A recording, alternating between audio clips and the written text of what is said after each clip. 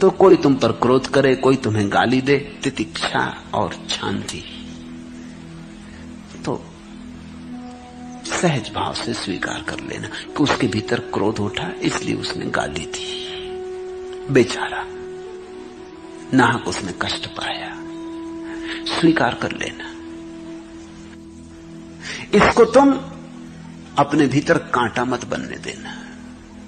ऐसा धैर्य, ऐसी शांति और ऐसी तितिक्षा बुद्ध निर्वाण को परम कहते हैं। बुद्ध कहते हैं होने योग्य तो एक ही चीज है, निर्वाण। बाकी जो होता है उसको तो स्वीकार कर लेना। किसी ने गाली दी, किसी ने प्रशंसा की, किसी ने कहा आप बड़े सुंदर, किसी ने कहा बड़े कुरूप, ये सब कुछ होने जैसा नहीं, इसका कोई मूल्य भी नहीं है। इसको चुपचाप स्वीकार कर लेना कि ठीक, जैसी आपकी मर्जी, भले लगते भले, बुरे लगते बुरे। इस सब पर जरा भी श्रम मत लगाना और इस सब पर जरा भी दृष्टि मत देना, क्योंकि जो होने जैसा है, जो होना चाहिए, वो तो निर्वाण है। उसकी दिशा में अपनी सारी शक्ति को लगा देना। दूसरों का घात करने वाला प्रवचित नहीं होता है, और अक्सर लोग दूसरों का घात करने में अपनी शक्ति लगा रहे हैं। कोई किसी को मार डालना चाहता है, कोई किसी को हराना चाहता है, कोई किसी को पद से गिराना चाहता है, कोई किसी को पीछे कर देना चाहता है। दूसरों में उत्सुक है,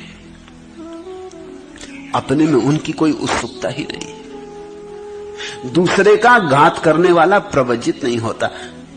प्रवज्या का अर्थ है सन्यास।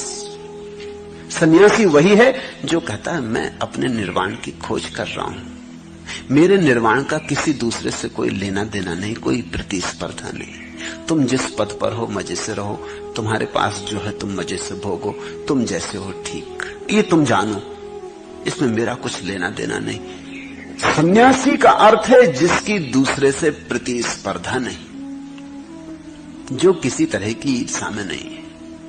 लेकिन अक्सर हमारी हालतें उल्टी हैं। हम दूसरे को मिटाने में अगर खुद भी मिट जाएं तो कोई फिक्र नहीं। मैंने सुना है एक आदमी ने बड़े दिन भक्ति की, परमात्मा प्रसन्न हुए और उन्होंने कहा मांग ले। क्या मांगता, लेकिन एक बात ख्याल रखना, जो तुझे मिलेगा तेरे पड़ोसियों को दुगना मिलेगा। उस आदमी की छाती बैठ गई। उसने कहा ये भी कोई वरदान हुआ? अरे अभिशाप कहो इसको, तो फिर मैं मांगूंगा कैसे? भगवान ने कहा वो तू जान, लेकिन इतनी तेरी क्षमता होनी ही चाहिए